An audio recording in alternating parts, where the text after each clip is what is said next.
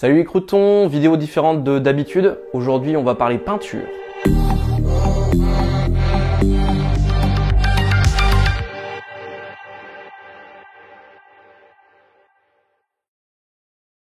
Alors, on va pas parler de peinture comme la gouache à l'école, tout ça. On va pas non plus parler de peinture à la Montana comme Smell la Gasoline peut le faire, à dédicace. Mais aujourd'hui, on va parler des peintures les plus originales qui sont proposées par les constructeurs de par le monde. C'est pas trié par préférence, c'est vraiment les couleurs que j'aime bien, triées juste par constructeur. Donc voilà, j'espère vous faire découvrir des peintures, des couleurs que vous ne connaissiez pas avec certains constructeurs.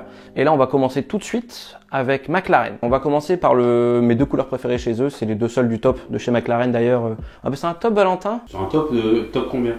Top, je sais top même genre 35. Top genre 35, on s'en bat les. On commence par McLaren avec deux couleurs que j'ai notées en principal et une troisième que j'ai découvert à un rassemblement qui vient de se passer dimanche là. Petite vidéo qui va arriver. Donc les deux couleurs principales que je préfère, ça va être le Volcano Orange et le Volcano Red. Ça va vraiment des couleurs super profondes et qui vont jouer sur les nuances avec le sombre, le clair, les reflets. Par exemple, le McLaren Orange va être très foncé par endroits et dès que vous avez un peu de lumière, vous allez avoir des reflets vraiment orange très clair, jaune doré qui rentrent très bien à la lumière. Et dans le sombre, on a vraiment un orange très profond. Donc voilà, le Volcano Orange, c'est validé de ouf. Le Volcano Red, alors rien à voir pour lui. Ça va juste être un rouge très foncé, très métallisé, qui va partir sur des nuances très sombres, à la limite du bordeaux. Le Volcano Orange, d'abord a été sorti sur la McLaren F1, que vous connaissez certainement, j'ose espérer. Par contre, le Volcano Red est sorti, je pense, sur la MP412C, donc la voiture qui a suivi après la McLaren F1, le renouveau de McLaren. Donc on retrouve sur toute la gamme McLaren, après c'est à la demande. Et donc la troisième et dernière peinture que j'aime beaucoup chez McLaren et que j'ai découvert donc là il y a quelques jours, c'est le Luminaire Green. On est un peu entre un mix entre un vert alien de chez Renault et un signal green de chez Porsche. Donc c'est un vert, comment expliquer? C'est pas un turquoise, mais un petit peu, on sait pas dire, je vais vous mettre les images, de toute façon vous verrez bien. C'est vraiment très spécial comme couleur, on aime ou on n'aime pas, mais moi je trouve ça incroyable. Donc ça c'est fait. Oh, elle va être longue la vidéo, putain. Un verre d'eau ou une bière Ah, une bière, ça va me détendre, ça va être bien. Ouais. Ravitaillement, merci. Prochaine couleur. Donc les deux prochaines couleurs dont on va parler, ça va être chez Ferrari. Alors, il y a énormément de teintes chez Ferrari, toutes plus belles les unes que les autres, mais j'en ai gardé deux principales parce qu'elles sont assez rares et très sympas. En premier, il y a le Rosso Fuoco, donc qui veut dire feu en italien. Rosso Fuoco, ça va être un rouge qui va être un petit peu foncé, métallisé, pas un rouge uni comme un Rosso Corsa ou un Rosso Scuderia. Et vous allez avoir des reflets qui vont être sur de l'argenté, du doré, du jaune. C'est vraiment une couleur très sympa qu'on voit très rarement. C'est bien dommage parce que c'est vraiment une couleur qui rentre très bien. On a ensuite le Grigio Ingrid, donc le gris Ingrid. Alors ils appellent ça un gris, c'est plutôt un champagne en fait, très doré mais très clair, qu'on retrouve souvent sur des grosses GT de chez Ferrari. En général, on va pas configurer ça par exemple sur une California, c'est plutôt sur de la F12, les grosses berlines V12 ou la FF, évidemment la FF ou la GTC4 Lusso. Après sur une Roma, ce serait très joli aussi, à voir si on peut vous trouver des photos. Donc voilà, ça c'est pour Ferrari. Donc là on passe sur Lamborghini, vraiment une de mes marques de cœur, une de mes marques préférées. On a le violet SE30, alors qui est plutôt un rose, c'est un rose métallisé assez pâle, qui a été dévoilé donc pour les 30 ans de Lamborghini sur la Diablo. Donc il y a vraiment une édition spéciale 30e anniversaire pour la Diablo qui est sortie donc dans les années 90 je crois. On a ensuite le gris Estoc, le Grigio Estoc, qui est en fait un gris assez foncé, hein, on va dire un petit peu banal. Après, pour l'avoir vu en vrai, ça rend bien au soleil. Et c'est tiré d'un concept car qui s'appelle la S-Stock, qui était en fait un concept car de chez Lamborghini pour faire une grande berline 4 portes, 4 places. Concrètement, une concurrente de la Panamera. Mais je pense qu'à cause de la Panamera, la S-Stock n'est pas sortie malheureusement. J'ai eu la chance de pouvoir la voir au musée Lamborghini quand je suis allé en Italie il y a quelques années. Donc c'est vraiment une très belle couleur et le concept est juste fou. Vous verrez ce que ça donne. C'est vraiment un très beau gris.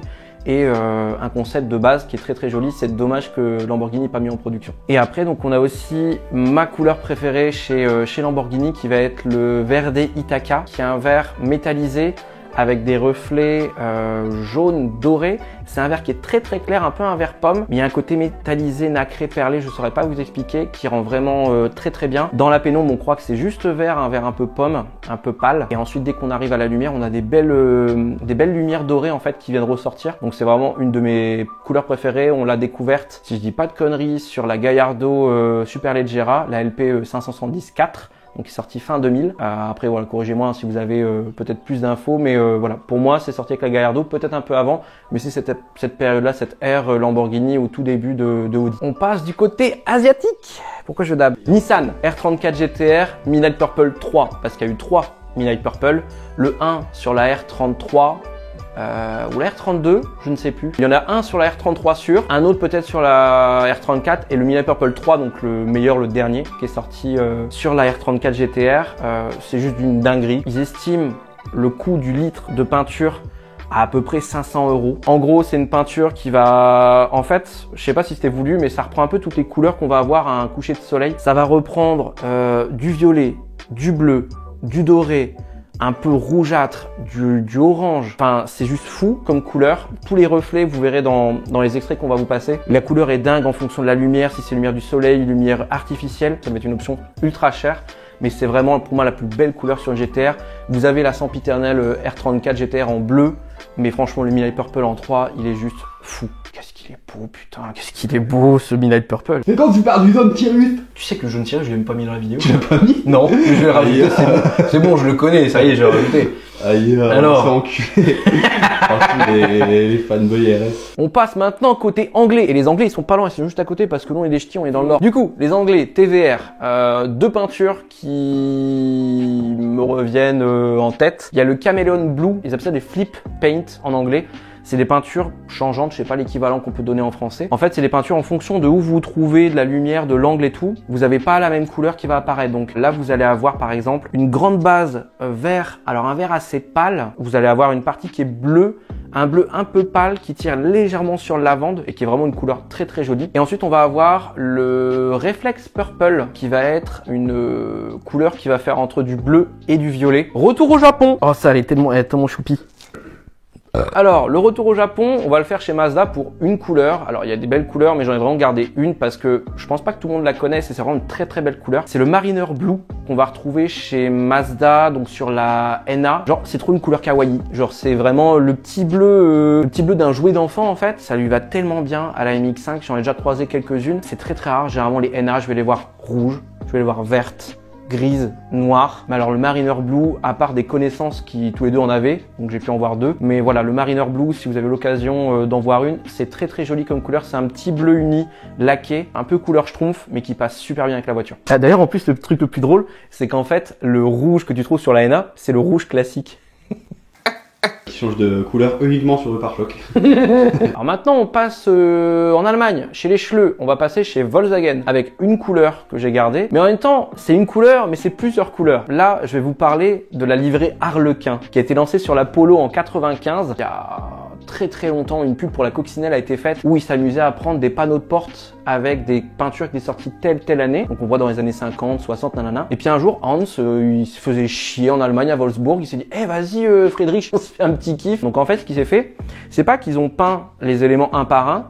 Les éléments, en fait, ils ont été rajoutés comme ça. Genre, il y avait une voiture complètement jaune. J'imagine, c'est un grand trait, mais une voiture complètement jaune, bah, ils vont prendre les pièces, les éparpiller, puis après ils vont les remonter au hasard avec d'autres couleurs. Donc il y avait 4 couleurs avec des emplacements aléatoires. Donc tu pouvais très bien voir une Harlequin avec un capot jaune, comme une Harlequin avec un capot rouge, des portes bleues d'un côté, vert de l'autre. Il y a de mémoire 3 ou 4 combinaisons. Rouge Tornado, jaune Ginster, le vert pistache et le bleu Chacal, écoute. Il y a aussi Volkswagen il y a quelques années sur les polos, alors pas la toute dernière polo, je crois celle juste avant, ou la phase 1 de la polo actuelle, sont amusés à refaire pareil en mettant des panneaux de porte de couleurs différentes en mode Harlequin comme la polo de 95 avait fait. D'ailleurs, tu as un polo Harlequin aplati.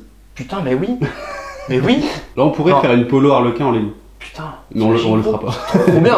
Bon concept, n'empêche. Putain, de ouf. Ça se vendrait. Du coup, là, on passe chez Peugeot pour la coupe franche. Donc, la coupe franche, on l'a retrouvée sur 2 modèles. Il y a une version bleue et noire, mais que je connais pas trop. Je crois que c'est sur les phases 2 des 308. À la version commerciale, moi, je prends les versions phase 1. Hein. Donc, il y a eu rouge et noir et rouge. Donc, la 308 va avoir l'avant rouge et l'arrière noir. Et la 208 va l'avoir à l'inverse. l'avant noir et l'arrière rouge. À savoir que sur la 208, c'est une peinture mate et l'arrière, le rouge, il doit être métallisé, nacré, quelque chose. C'est pas des couleurs unies, tandis que la 308 va être complètement métallisée ou nacrée, etc. C'est pas des couleurs mates non plus. Donc c'est des couleurs vraiment sympas. Du coup, je me montre sur la carte grise, qu'est-ce qui est marqué, est-ce que c'est rouge, est-ce que c'est noir. Et voilà, c'est des couleurs qu'on voit assez rarement, mais je suis content que Peugeot se soit dit, vas-y, viens, on fait une vraie couleur qui pète, parce que les trois quarts des 308 GTI et des 208 GTI, bah, elles vont être noires, rouges, blanches. Et le bleu, il y a le bleu qui est joli aussi sur la 308. Mais voilà, la coupe franche, ça permet d'avoir un truc qui change. Tu vois pas ça partout, quoi. Alors, on repasse chez nos amis anglais. Évidemment, la couleur anglaise, le British Racing Green, utilisé par Jaguar en premier, je crois. Donc ça va être un vert métallisé qui va tirer un petit peu sur un genre de turquoise bleu, un peu sapin mais avec des reflets bleus, c'est assez compliqué à expliquer. C'est une couleur donc démocratisée par Jaguar, qu'on retrouve chez Land Rover aussi, qu'on va retrouver à peu près chez tous les constructeurs anglais. Donc voilà, vert métallisé, des petits reflets bleutés dans la pénombre, on va être sur un vert anglais tout bête. Ce qui va être sympa là-dessus, vous faites un combo avec des boiseries foncées, vous mettez à l'intérieur en cuir beige, et là vous avez le neck le plus ultra, vous mettez ça sur n'importe quoi, même sur une Twingo vous mettez ça, ça devient rose. Pour Mercedes, j'ai pris une seule couleur. Alors, il y en avait plusieurs, mais je me suis dit, bon, Mercedes, je vais aller au cœur du sujet avec une couleur pas très connue. Le nom, anti-sèche, le Monzagro Magno. Le gris Monza Magno, je crois que c'est mat ou quelque chose comme ça, je ne sais pas. Très mauvais en allemand ou en italien, je ne sais pas c'est quelle langue.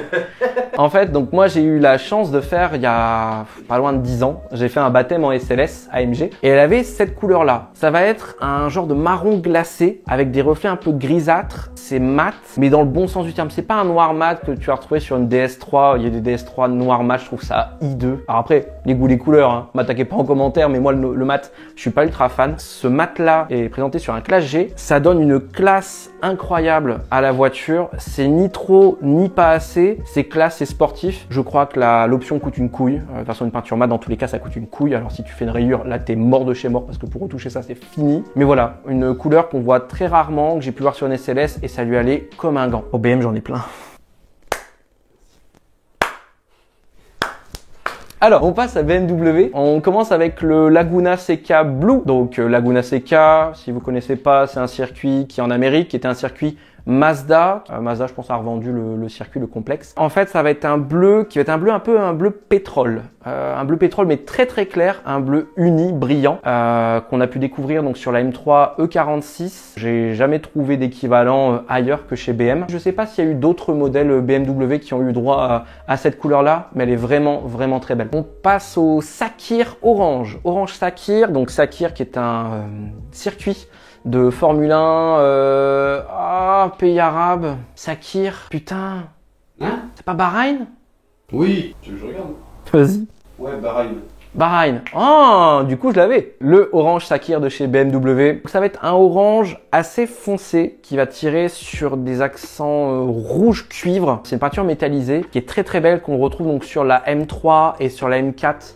Donc pas la toute dernière M3, M4, celle juste avant, c'est la F80 je crois, Valentin. Ouais, il sait pas. En gros, celle après la E92. Troisième peinture chez BMW. On va voir le Daytona violet. Donc on a pu retrouver sur la E36.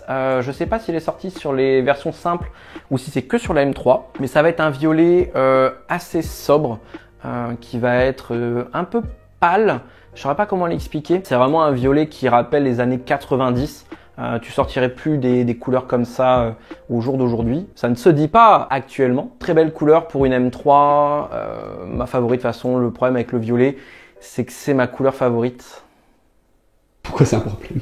Parce que j'en cite plein. Et on termine avec ma couleur préférée que j'ai découvert chez BM, le San Marino Blue, qui a été dévoilé sur la M4 CS, donc la même génération de M4, la F80 du coup, que celle où il y a le Sakhir orange. C'est un bleu électrique avec des reflets incroyables. On dirait que tes yeux ils bug quand tu le regardes tellement la couleur elle est changeante. Il y a des profondeurs de couleurs. Si un jour vous voyez une M4 CS avec ce bleu, le San Marino Blue ou un autre modèle BM qui a ça en option, c'est pour moi une des plus belles couleurs que BM ait sorti ces dernières années. Alors chez Audi j'ai 3 couleurs. La troisième va faire rigoler peut-être Valentin.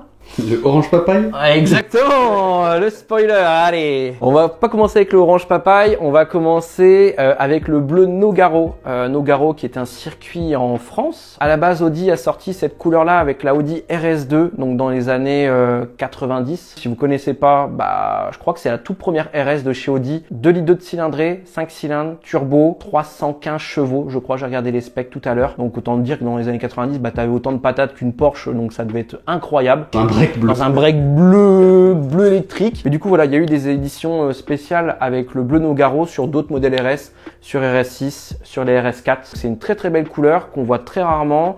Avec les intérieurs aussi qui sont en bleu Nogaro, genre le centre du siège est en bleu Nogaro. Pour une allemande, c'est bien de mettre un peu de peps au niveau des couleurs. Deuxième couleur chez Audi, on a le Sphere Blue Matte. Donc encore une couleur matte, même si c'est très contradictoire, je dis que je suis pas trop fan du mat, mais sur les couleurs ça passe un peu mieux. On l'a découvert sur la R8 GT Spider à la fin de vie de la R8, première génération. Ça va être un gris bleuté, un peu comme les chars russes en fait. Coupé.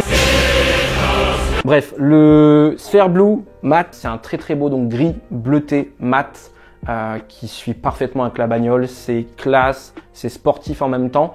C'est vraiment une super couleur. Et donc pour le troisième évidemment, le orange papaye. Un orange tout mignon, un peu comme le Mariner Blue, mais en orange, un peu orange mangue, mais encore plus soft. Et donc c'est une couleur unie, brillante, qui rend super bien. J'ai pu voir des photos, donc on vous mettra aussi les passages avec des Audi TT. Première génération, ça passe très bien dessus. Encore une fois, comme le bleu Nogaro, ça permet de mettre un peu de peps sur des allemandes qui peuvent être parfois un peu tristes. Pour Alfa Romeo, j'ai pris une couleur, parce que c'est la couleur Alfa, c'est le Rosso Competizione, donc que tu retrouves sur la 8C Competizione. Alors, je pense qu'il est sorti, je pense pas trop dire de bêtises, en même temps que la 8C. C'est un rouge très profond, avec beaucoup d'effets métalliques. Je sais pas combien de couches de peinture ils ont mis dessus. C'est un rouge qui va avoir des reflets dorés et jaunes, et c'est vraiment une très belle couleur qu'on va retrouver donc sur la 8C Competizione, qui a normalement instauré cette couleur, et sur la Giulia, plus récemment, la Giulia QV. Giulietta est classée aussi. On passe chez Porsche, on peut pas passer à côté d'eux. Leur gamme PTS est incroyable. On a vraiment de tout, c'est à la commande. Tu peux même demander, tu veux un rouge Ferrari, ils vont te le faire. Tu veux le vert Ithaca Lamborghini, même si c'est le même groupe, ils vont te le faire. Un jaune Sirius, ils vont te le faire. Ils vont tout te faire à la commande. Donc là, j'en ai pris 6. C'était très compliqué de faire un choix parce que toutes les couleurs, en vrai, de la gamme PTS, elles sont incroyables. On va commencer avec la teinte Frozen Berry. Un peu comme le Grigio Ingrid de chez Ferrari, donc qui était un gris qui tirait sur le champagne doré, très léger. Sauf que là, vous remplacez le doré par du rose. Donc c'est vraiment un peu ce même type de peinture. Un rose très pâle, métallisé, qui a été lancé, je crois, sur la Taycan. Très belle couleur, très classe. Je pense que ça, tu mets ça sur un Cayenne, ça doit être fou. Genre un Cayenne avec... Même une Taycan, vous verrez aux images, c'est incroyable. Ensuite, on va avoir mon gros coup de cœur chez Porsche, ma couleur favorite qui est l'ultraviolet. Il y avait la GT3 RS pour la 991.1, la phase 1, qui a dévoilé ce ultraviolet, qui va être donc un violet, le parfait mix entre pas trop clair, pas trop foncé. C'est pas métallisé, c'est une couleur brillante, laquée, mais qui rend incroyablement bien. Vous mettez ça avec les jantes alu, les étriers jaunes, qui est ma config de rêve. Si je devais avoir une sportive comme ça, je la configurerais comme ça. C'est vraiment une très belle couleur. Bonjour. Alors, attendez, parce que ça là, en termes de couleur, ça va se rapprocher pas mal du Daytona Violet de chez BMW pour le coup, mais vraiment. Non, là du coup, on parlait de l'ultraviolet, donc voilà, ma couleur favorite, incroyable chez Porsche, comme d'habitude, enfin la gamme PTS et tout. Je me demandais combien de temps t'avais le carte.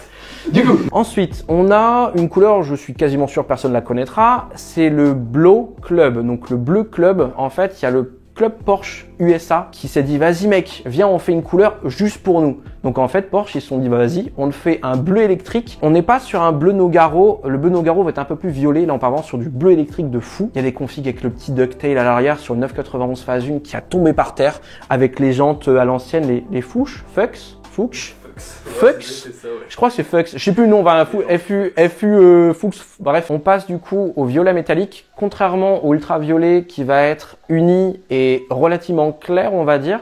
Là, c'est un violet qui est ultra foncé. À la pénombre, on croirait limite que la bagnole est noire. Mais au soleil, il y a des particules métalliques juste incroyables de violet. On va retrouver ça, souvent les gens les configurent ça avec des GT3 ou des GT3 RS. C'est pas une couleur de lancement ou autre, c'est une couleur PTS. Donc va falloir aligner les chèques pour payer ta peinture. Incroyable couleur, le violet métallique. Encore une fois, si je devais configurer une Porsche, si c'était pas l'ultraviolet, ce serait avec le violet métallique parce que il passerait sur n'importe quel modèle, un Cayenne, une Panamera, un Caïman, ce que vous voulez.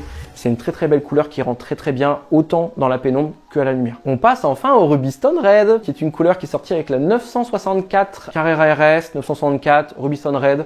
Une couleur qui va être un peu couleur framboise. C'est une couleur unie, c'est pas une couleur métallisée. J'ai vu encore il y a pas très longtemps des posts des mecs qui configuraient leur GT3, leur GT3 RS, une GT2 avec le Ruby Stone Red.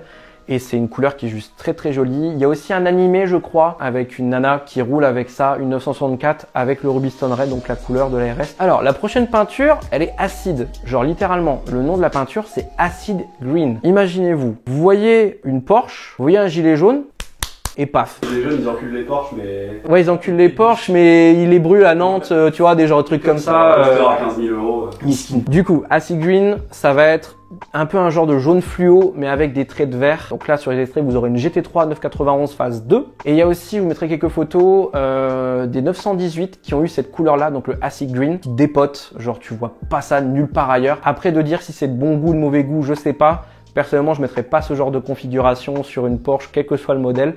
Mais au moins, on peut dire que le choix est couillu et que ça change du gris, du noir ou d'une autre couleur banale. On passe chez Renault. J'ai retenu 4 couleurs que j'aime beaucoup chez Renault. Il y a le rouge Mars qu'on va retrouver sur la Clio V6 en phase 1, peut-être les autres phases, mais la phase 1 c'est certain. Donc c'est un rouge qui va se rapprocher pas mal du rouge Lucifer de chez Peugeot, qu'on va retrouver donc sur les 406, 306 par exemple. Un peu grenat, rouge assez foncé avec des reflets légèrement dorés, donc c'est une très belle couleur. Et même la Clio V6 c'est un ovni sur la route, c'est incroyable. Du coup c'est pas un ovni, c'est un orni. Un orni. Un orni. Plutôt. Rinc. Ah oui.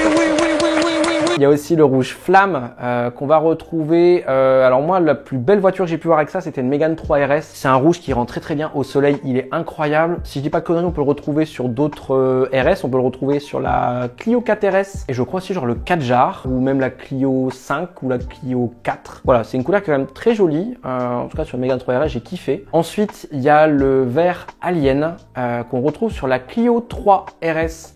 Phase 2, c'est une couleur qui va tirer un peu sur des accents légèrement bleutés. C'est fluo, genre ta caisse tu la gares au milieu du parking, tu sais direct où est-ce qu'elle est. Et c'est une couleur qui est vraiment très belle, on en voit très peu. Il n'y a aucun autre modèle qu'il a eu, à moins que vous repeigniez ou autre, il n'y a aucun autre modèle que la Clio 3 RS phase 2 qu'il a eu. Et la dernière couleur pour Renault, évidemment, le jaune Sirius. Mais attention, jaune Sirius, le premier, pas celui de la Mégane 3 RS, parce que celui de la Mégane 3 RS, il était fait en Espagne. Alors je sais plus la ville, mais c'était une autre usine et qui n'arrivait pas à faire, c'est la copie du vrai jaune Sirius qui a été fait à Dieppe dans les années 2000 pour la Mégane, je crois que c'est la Mégane 2 RS qui a instauré le jaune Sirius. Clio 2, phase 3. Clio 2 phase 3, tout à fait, peut-être de toute façon là. On le présente plus, c'est un jaune métallisé avec encore des reflets jaunes, des reflets dorés dedans. Au soleil, c'est une couleur qui est incroyable. Faites le comparatif, regardez, le jaune Sirius est plus beau sur les premiers modèles. Pour finir, on passe, j'ai même pas fait exprès alors qu'il y a Valentin derrière la caméra, chez Honda. Pour Honda, j'ai retenu une couleur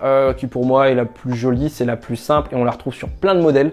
C'est le Championship White qu'on va retrouver sur les types R à partir des années fin 90. Je sais pas le modèle précis qui a lancé cette couleur-là. C'est un blanc qui peut être un peu foncé dans un sens. On va le retrouver sur les Integra, sur les Civic, sur les NSX. Donc on a le combo blanc un petit peu foncé avec les intérieurs rouges.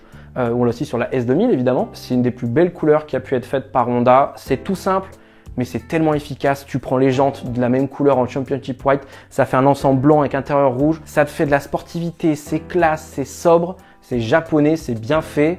Et ça prend 9000 tours et demi. Donc voilà, j'espère que la vidéo vous aura plu. C'est un concept que je trouve intéressant parce que ça permet justement d'avoir des discussions avec vous, peut-être me conseiller des couleurs que je n'aurais pas dit, me corriger sur certaines infos que j'aurais pu donner qui n'étaient peut-être pas tout à fait les bonnes ou pas du tout exactes. N'hésitez pas à commenter, évidemment à vous abonner, à nous suivre sur les réseaux. En ce moment, vous êtes de plus en plus à nous rejoindre, ça fait vraiment ultra plaisir. On adore ce qu'on fait. On voit que la communauté grandit, donc ça fait vraiment ultra plaisir. C'était Pierre, je vous dis à bientôt et des bisous. Tchou.